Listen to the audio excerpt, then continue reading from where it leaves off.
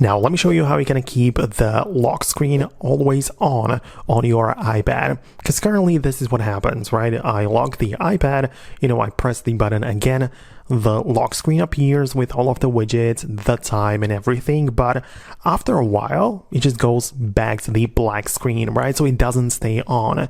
So in order to fix it, at first, just open up your iPad as usual, like this, and just go to the settings app, right? So in the settings, in the left panel, you can find display and brightness, and below you can find the auto lock feature, and it's possible that it's set to, like in my case, to 15 minutes, but you might have it set to anything else.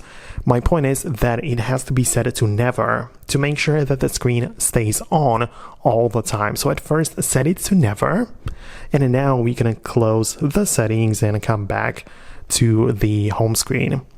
And then now at this point, if we want to make sure that time on the lock screen stays on, we just swipe down on the home screen, right? So as you can see, I see my apps in here, but I swipe down like that.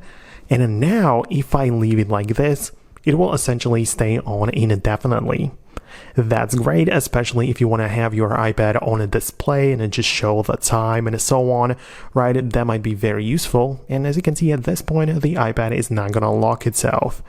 Keep in mind that if I would now still press the power button and then press it again, the iPad is locked at this point, so the screen is going to go black after a few seconds.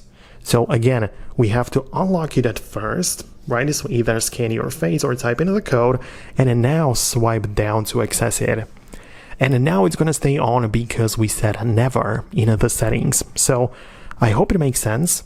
Let me know if that's the thing which you are looking for. Hit the thumbs up and subscribe for more videos like this one, and I'll see you later in future uploads.